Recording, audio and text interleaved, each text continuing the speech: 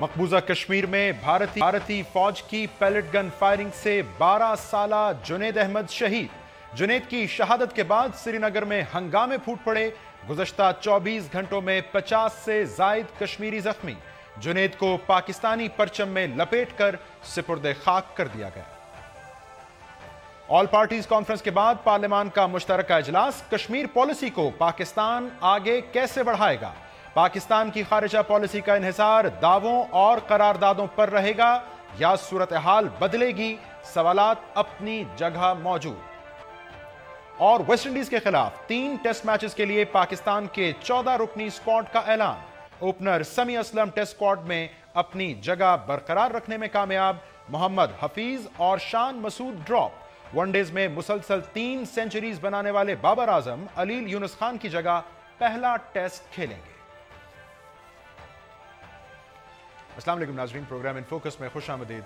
मैं हूं जवाद अहमद सिद्दीकी। नाज़रीन, मकबूजा कश्मीर में भारतीय मजालिम का सिलसिला जारी है और इसकी ताज़ा तरीन कड़ी है मकबूजा कश्मीर में भारतीय फौज की पैलेट गन फायरिंग से शहीद होने वाला 12 साला बेगुनाह जुनैद अहमद। जुनैद अहमद नाज़रीन गुज़श्ता रोज़ भारतीय फोर्सेस की जानिब से पैलेट गन के इस्तेमाल के नतीजे में उस वक्त जख्मी हो गया था जब वो अपने घर के अहाते में मौजूद था और उसके घर से कुछ फासले पर मुजाहिरीन और भारतीय फोर्सेस के दरमियान एक झड़प जारी थी। आज जुनैद जख्मों की ताब ना लाते हुए शहीद हो गया, जिसके बाद ये मनाजिर देखे गए मकबूजा कश्मीर में कि हज़ारों मुजाहिरीन की मौजूदगी में जुनैद अहमद की मैयत को कब्रिस्तान की जानिब ले जाया गया। उसकी मैयत को पाकिस्तानी परचम में लपेटा गया और इन मुजाहिरीन को रोकने के लिए भी भारत की फोर्सेस की जानिब से पैलेट गन और आंसू गैस के शेल फायर किए गए।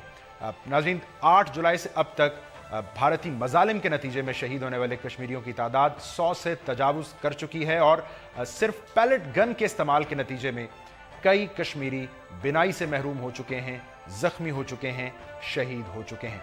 सो क्या वजह है कि पैलेट गन के इस्तेमाल पर भारत के अंदर आवाज़ें मौजूद हैं? इसके खिलाफ आलमी इंसानी हुकूक तंजीमें इसके खिलाफ आवाज़ उठा रही हैं। इसका सिलसिला रुक क्यों नहीं रहा है? और कश्मीर में जो मौजूदा तहरीक है आज़ादी की, या पाकिस्तान जिस तरह कश्मीर का मुद्दा उठा रहा है, उसके बाद मोदी सरकार पर आखिर दबाव कितना बढ़ रहा है? इस पर प्रोग्राम के पहले हिस्से में हम बात करेंगे। मुझे इस वक्त ज्वाइन कर रही हैं chairperson Kashmir peace and culture और कश्मीरी हुर्रियत रहनुमा यासीन मलिक साहब की अहलिया मिशाल मलिक साहबा। मिशाल साहबा, बहुत शुक्रिया आपके वक्त का। जैसा कि मैंने इब्तदाइये में कहा, ये पैलेट गन का इस्तेमाल हम देख रहे हैं किसी सूरत नहीं रुक रहा। मकबूजा कश्मीर में 110 से जायद शहादतें हो चुकी हैं। अब जुनैद अहमद, एक 12 साला बेगुनाह की शहादत पैलेट गन के इस्तेमाल से, ये क्या माने रखती है कश्मीरी तहरीक के लिए? मिशाल साहबा, ये यही मानी रखती है कि जितने भी मकबूजा कश्मीर में जो लोग बसते हैं वो दुनिया उनको इंसान समझती है, मगर असल में वो प्रिजनर्स हैं सारे के सारे। दुनिया की सबसे खूबसूरत ये जेल है, मगर इस जन्नत के अंदर हर इंसान जो बस रहा है उसके लिए क़यामत है। वो लाइफ जो वहाँ पे ऑक्यूपेशन फोर्सेस के साथ वो जो अपनी निहत्ते लोग जो अपनी बैटल फाइट कर रहे हैं, फाइट टू फ्रीडम कर रहे हैं, जो उनका लेजिटिमेट राइट है, और उसमें निहत्ता 12 ईयर ओल्ड जुनैद जिस तरह इसको छलनी कर दिया गया पैलेट वेपन से, उसकी बॉडी के हर हिस्से में सुराख हो गए और फिर उसके बाद सुबह सवेरे उसने दम तोड़ दिया हॉस्पिटल के अंदर। और उसका क्या कसूर था? वो अपने लॉन में ही निकला था और बाहर भी जो लोग निकले हुए थे सड़कों पे, जो आर्मी कर्फ्यू रोज ब्रेक करें, वो भी निहत्ते होते हैं। उनके ऊपर भी कितने पैलेट्स चलाए जाते हैं, शूटर गन्स यूज़ की जाती हैं। और फिर उसके बाद जब उसका जनाजा निकला है उसमें भी पैलेट्स यूज़ किए गए हैं, उसमें भी टेयर गैस शेलिंग की है, शूट करने की कोशिश की है लोगों को।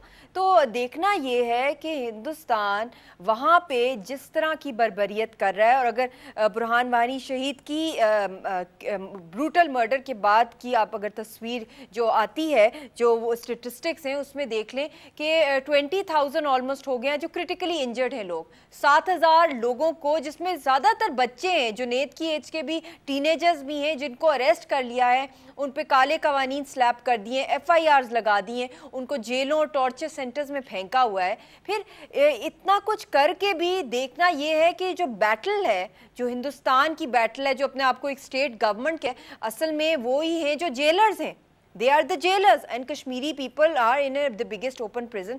कि किसका जो सेंटिमेंट की जो बैटल है वो कौन जीत रहा है, कश्मीरी नैरेटिव जीत रहा है या हिंदुस्तान का जो जबरन कब्जा करने की कोशिश है। तो दिलों में कश्मीरियों के जज्बात हैं, मकबूजा कश्मीर के लोगों के, वो बिल्कुल ना डरें, वो अपना हर हद तक जा रहे हैं अपनी आज़ादी के लिए। तो ये हर लिहाज से मॉरली भी देखा जाए, पॉलिटिकली, डिप्लोमेटिकली भी देखा जाए, इट इज सोशली भी देखा जाए, तो ये हिंदुस्तान की बहुत बड़ी डिफीट है। चाहे ये वहाँ पे 800,000 आर्मी को वहाँ बिठा दें, वहाँ लोगों को जो भी मेम करें, किल करें, मगर वो सेंटिमेंट जो लोगों का जो दिल के जज्बात हैं, उनकी जो सेंटिमेंट बेस्ड स्ट्रगल है, वो उसको सप्रेस नहीं कर सके।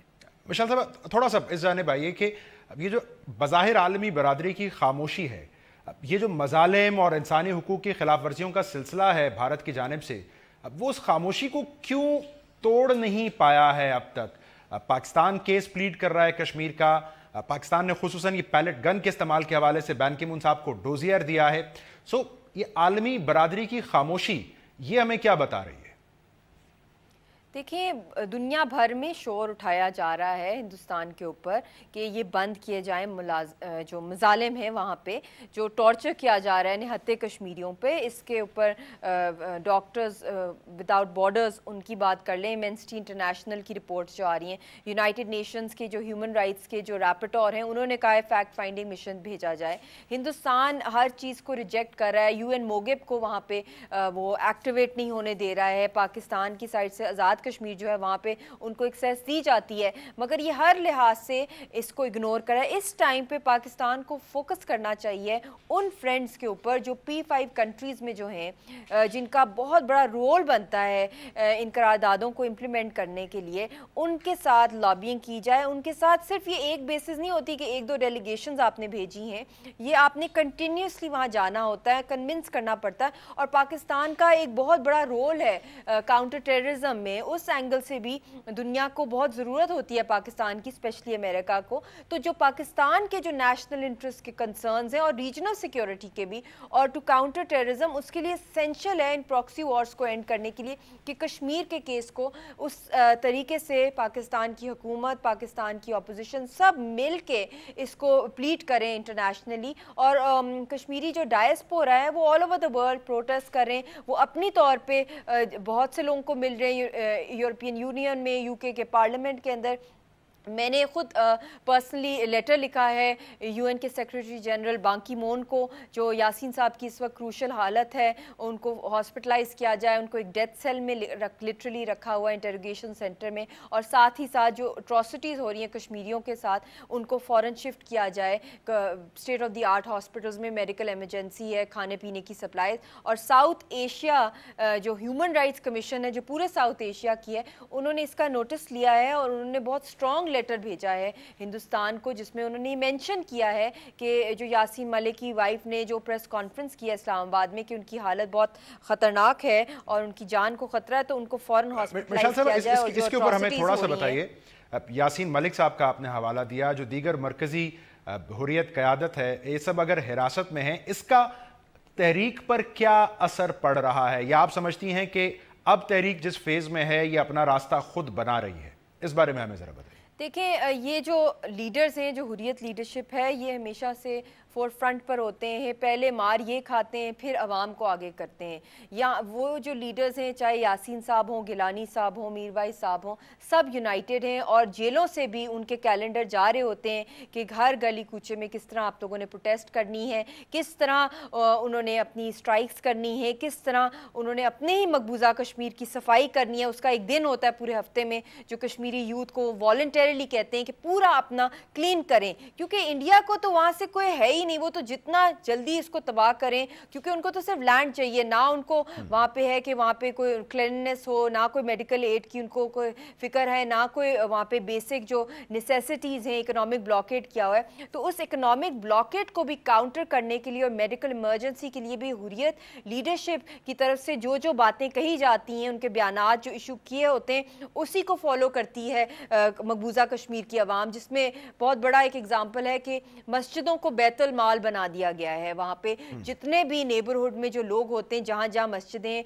वहाँ पे उनको ये बयान में कहा जाता है कि हुर्रियत लीडरशिप की तरफ से कि जो आपके घर में एक्स्ट्रा फूड सप्लाईज हैं, जो आपके पास एक्स्ट्रा बेडिंग्स हैं, मेडिसिन हैं, वो बैतुल माल पे मॉस्क के बाहर रखें और जो नीडी हैं वो कलेक्ट कर लेंगे। और खुद ही ये भी ऑर्डर किया गया है कि जिन लोगों के पास प्राइवेट गाड़ियां ज़्यादा हैं वो उनको एम्बुलेंसेस बनाएं, क्योंकि एम्बुलेंसेस पे भी आपको पता है अटैक करी है इंडियन फोर्सेस। तो प्राइवेट गाड़ियों को यूज़ किया जाए और वॉलंटियर्स हर जगह हैं, ब्लड कैंप्स उन्होंने खोले हैं लीडरशिप की जो एक दास्तान है रकम हो रही है मकबूजा कश्मीर में। मिसाल मलिक साहबा बहुत शुक्रिया, हमसे बात कर रही थी और बताया किस तरह बेदरेग इस्तेमाल भारत की फोर्सेस की जानिब से पैलेट गन का मकबूजा कश्मीर में जारी है।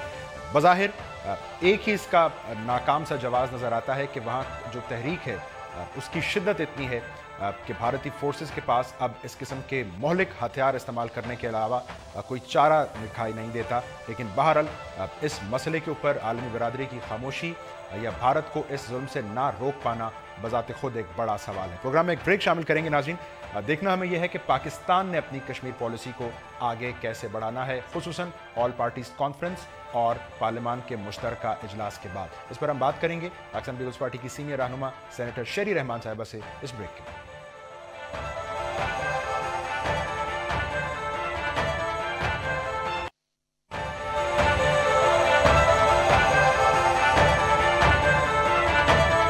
नाज़रीन, रवां हफ्ते पाकिस्तान में मसला कश्मीर पर पहले ऑल पार्टीज कॉन्फ्रेंस का इनेकाद हुआ और उसके बाद पार्लियामान के मुश्तरका इजलास का भी।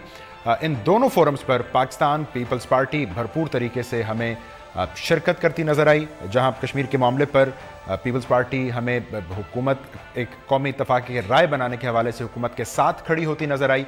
वहीं पीपल्स पार्टी की जानिब से हुकूमत से ये मुतालबा भी किया गया इन फोरम्स पर कि सफारती महाजों पर हुकूमत को प्रो एक्टिव पॉलिसीज़ अपनाने की ज़रूरत है। इसका जो ताज़ा तरीन सबूत है वो गुज़श्ता रोज़ पार्लियामान के मुश्तरका इजलास की जो करारदाद है उसकी मंजूरी से कबल सेनेटर शेरी रहमान साहिबा का एक पॉलिसी बयान था, जिसमें उन्होंने ये सवाल उठाया कि क्यों पाकिस्तान के जब दिफा का मामला दरपेश आता है अहम इशूज़ पर, तो हुकूमत एक मुसलसल और मरबूत अंदाज में ये दिफा नहीं कर पाती है। सो हमारा सवाल कि पाकिस्तान पीपल्स पार्टी इन दोनों फोरम्स पर अपने इनपुट देने के बाद अब हुकूमत को किस तरह ये एहसास दिलाएगी कि उसे सिफारती महाज पर बेहतर रिजल्ट्स प्रोड्यूस करने की ज़रूरत है, और हुकूमत को जहां खारिजा महाज पर इतने चैलेंजेस दरपेश हैं वहीं हुकूमत अंदरूनी तौर पर जो पैनामा महाज है उस पर क्या करेगी। इस महाज पर पाकिस्तान तहरीक इंसाफ और पाकिस्तान पीपल्स पार्टी की कन्वर्जेंस की शक्ल क्या होगी, इसी पर हम बात करेंगे। पाकिस्तान पीपल्स पार्टी ने रहनुमा अमेरिका में पाकिस्तान की साबिक सफ़ीर सेनेटर शेरी रहमान साहिबा मुझे इस वक्त ज्वाइन करिए। शेरी साहब, बहुत शुक्रिया आपके वक्त का। एपीसी हुई, उसका एलामिया आ गया, जॉइंट सेशन हुई, उसकी भी करारदाद आ गई। सो हमने कश्मीर कॉज पर क्या गेन किया, क्या एडवांसमेंट हुई आपकी दानिश में?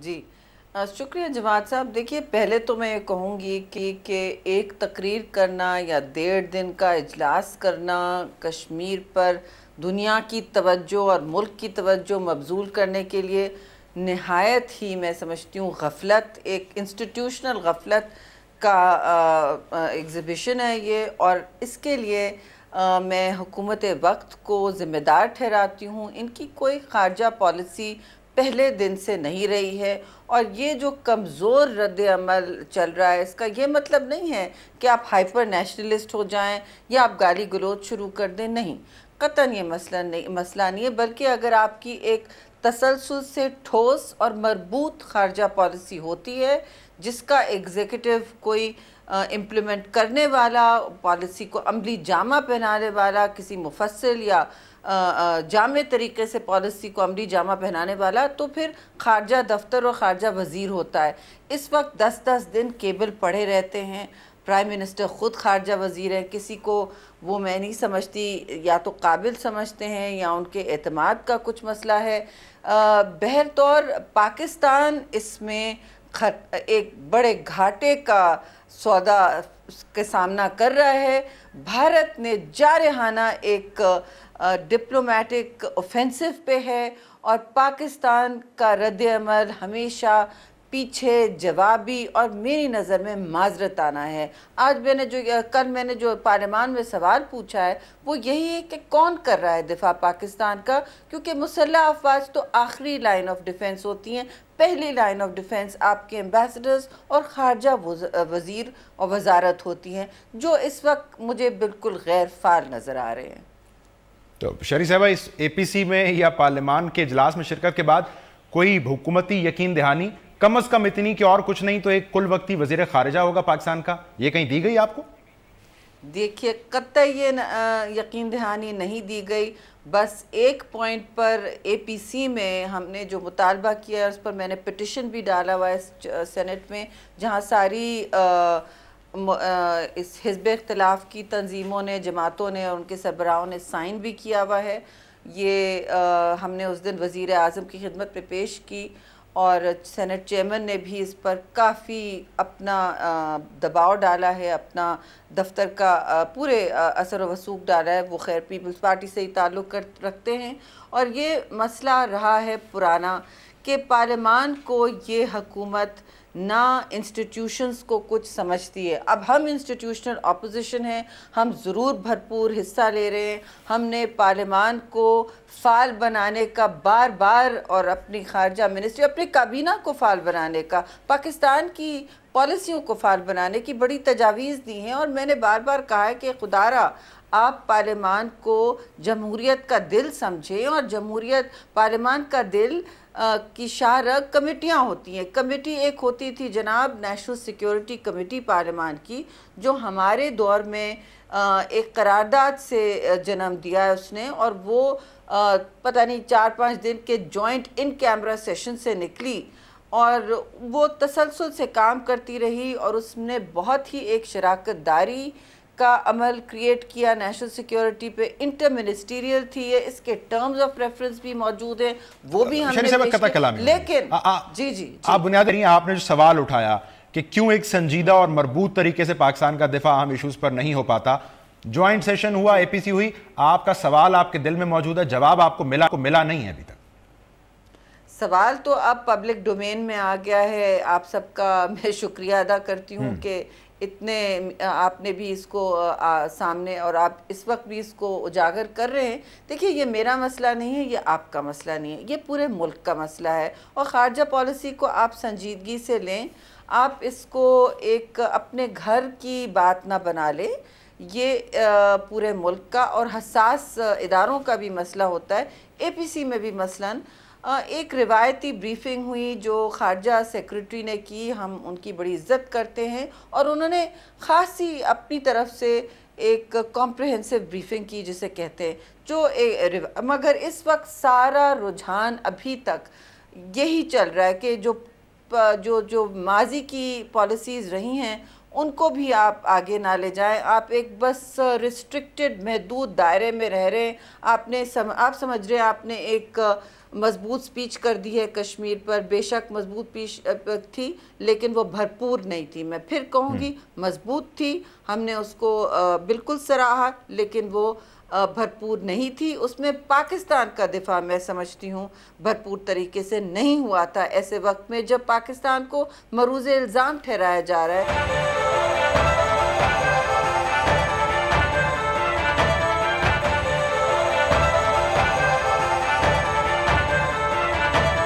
कलभूषण के साथ क्या फिक्सेशन है पीपल्स पार्टी की? एतजाज साहब कहते हैं फ्लोर ऑफ द हाउस मैं 50,000 अतिया कर दूंगा वज़ीर आज़म अगर नाम ले दें उनका।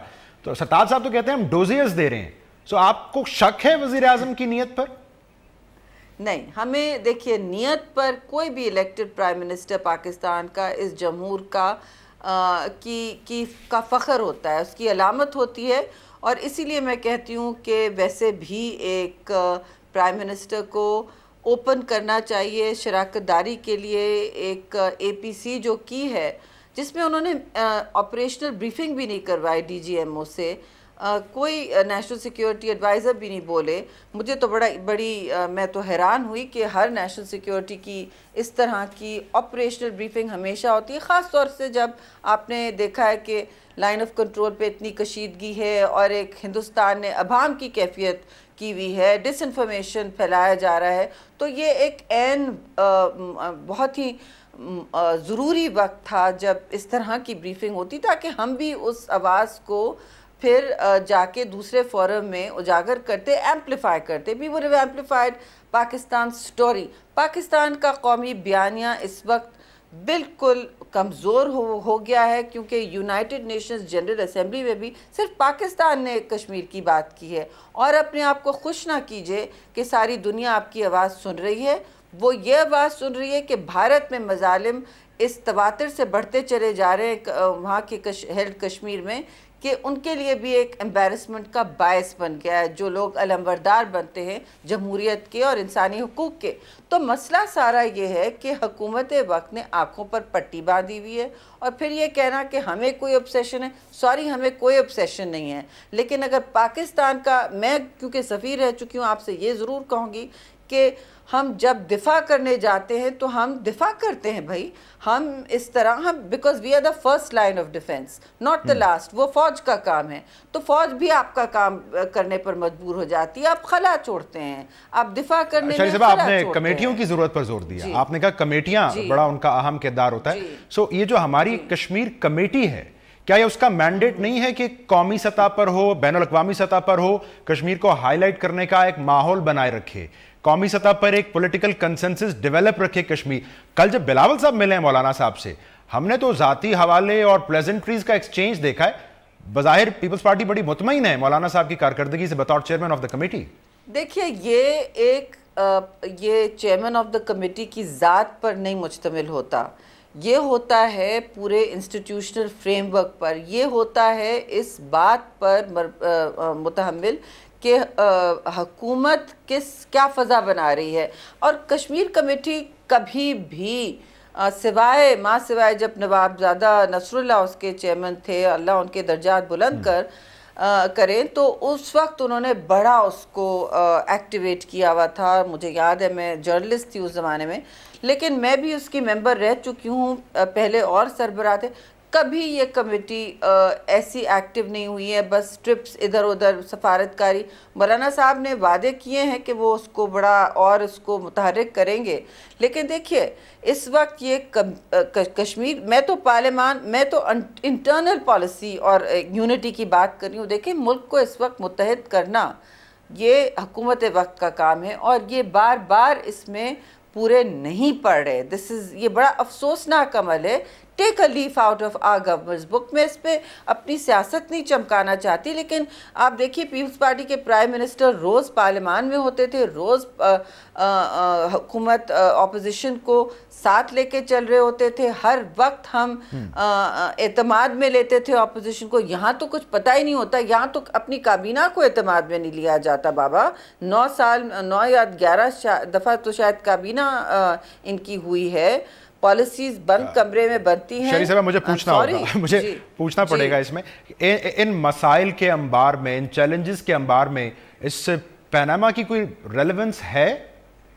ऑफ कोर्स है जवाद साहब। बात यह है कि आप इसको मुस्तकिल इस चीज़ के पीछे नहीं छुप सकते कि हमें इस वक्त कौमी इत्तेहाद की ज़रूरत है। कुछ दोस्तों ने तो काफ़ी बड़े मजाक भी उड़ाए हैं, मैं उधर नहीं जाऊंगी। हमें स्टेट्समैन लाइक अप्रोच चाहिए। मैं नहीं समझती कोई प्राइम मिनिस्टर अपनी सरहदों को ख़ुद बाज़ाब्ता इस तरह करवाना चाहता हो, क़तन ऐसी बात नहीं है। वो हमारे मोहतरम है, लेकिन उनको जवाब देना होगा, इससे वो पीछे नहीं हट सकते ना। और पीपल्स पार्टी ने जो बिल मूव किया है उसका भी और अकाउंटेबिलिटी का भी मुतालबा ऑल पार्टीज कॉन्फ्रेंस में चेयरमैन पीपल्स पार्टी ने डट के किया। और माफ़ कीजिएगा कि जो तंजीमें बाहर यरगमाल किए हुए हैं और कि हम कैपिटल को बंद कर देंगे और इसको वो उन्होंने कोई ऐसी बात नहीं, बल्कि हम हैरानगी से सुनते रहे कि बड़ी तारीफ़ें के पुल वहाँ बनाए गए और काफ़ी सराहा गया हुकूमत की पॉलिसी को, जो हमने ऐसा नहीं किया। हमने कहा your speech was okay, good enough but not good enough. इस वक्त गुड इनफ का वक्त नहीं है। मुझे पता है आपके पास शहीद जुल्फ़िकार अली भुट्टो नहीं है या शहीद मोहतरमा नहीं है, आपके पास तो जरदारी साहब भी नहीं है, लेकिन बहरहाल आप कुल वक्ती वज़ीर खारिजा तो ला सकते हैं, इससे मफर तो नहीं है। शहरी साहब बहुत शुक्रिया आपके वक्त। नाज़रीन, शहरी रहमान साहब पर कह रही थी खारिजा महाज पर हुकूमत के चैलेंजेस कई, लेकिन अगर हुकूमत को यह लगता है कि एक ऑल पार्टीज कॉन्फ्रेंस बुला के पार्लियामान का मुश्तरका इजलास बुलाकर हुकूमत इन चैलेंजेस से निमट लेगी, हुकूमत की खाम ख्याली है। और इन चैलेंजेस के रहते हुए भी पनामा मामलात की इन्वेस्टिगेशन की जो रेलेवेंस है कौमी मामलात में वो रहेगी। हुकूमत या वज़ीर आज़म इन मसाइल के अंबार के पीछे ज़्यादा अरसा पनामा के मामले को छुपा नहीं सकते हैं। प्रोग्राम में एक ब्रेक शामिल करेंगे, अपनी अगली स्टोरी के साथ आपकी खिदमत में हाजिर होते हैं। Stay tuned for that.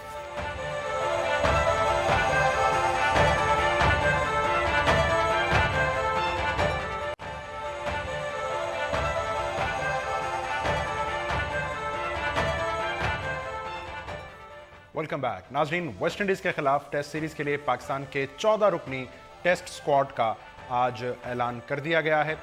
इस स्क्वाड पर अगर आप नज़र डालें तो ओपनर शान मसूद और इसी तरह सीनियर बल्लेबाज मोहम्मद हफीज़ आपको इस स्क्वाड से ड्रॉप नज़र आएंगे। पाकिस्तान के तजर्बाकार बल्लेबाज मोहम्मद यूनुस जो हैं वो अब दस्तयाब नहीं हो पाएंगे कम अज़ कम पहले टेस्ट के लिए, और उसकी वजह उनकी अलालत बताई गई है। लेकिन बाबर आजम जिन्होंने वेस्ट इंडीज़ के खिलाफ 3 वनडेज़ में कंसेक्यूटिव 3 सेंचुरी स्कोर की, उन्हें स्क्वाड का हिस्सा बनाया गया है। सो वेस्ट इंडीज़ के खिलाफ नाजरीन ये 3 टेस्ट मैचेस की सीरीज 13 अक्टूबर से दुबई में शुरू होने जा रही है। पाकिस्तान और वेस्ट इंडीज़ के लिए day and night test cricket का ये पहला तजुर्बा होगा।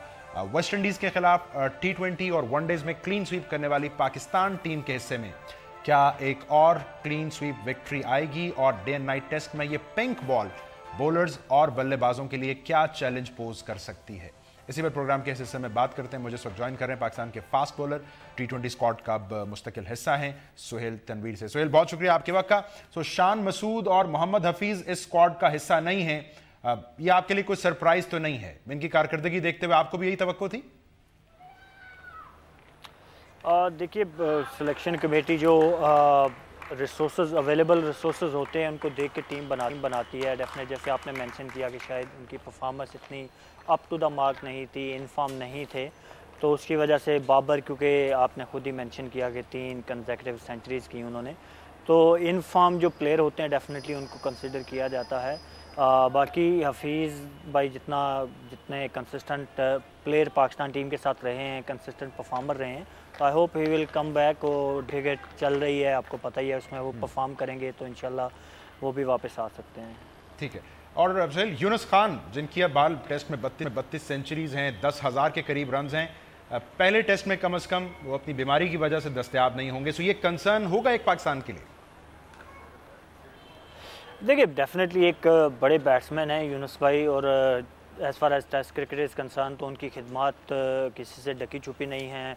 कंसिस्टेंट रन स्कोरर रहे हैं पाकिस्तान के लिए हर सीरीज़ में ही, स्पेशली यूएई की कंडीशन में उनकी जो खिदमत हैं, जो आप लास्ट 3-4 सीरीज़ देखेंगे जिनमें ऑस्ट्रेलिया की सीरीज़ थी, न्यूजीलैंड की सीरीज़ थी, फिर इंग्लैंड के ख़िलाफ़ जो थी, तो उनकी जितनी कंट्रीब्यूशन रही है उन फतवात में वो किससे अभी ढकी छुपी नहीं है। लेकिन अनलकीली वो मेरे ख्याल में डेंगू फीवर का शिकार हुए और डॉक्टर्स ने उन्हें 10-12 दिन का मज़ीद रेस्ट बोला है, जिसकी वजह से वो पहला टेस्ट मिस करेंगे।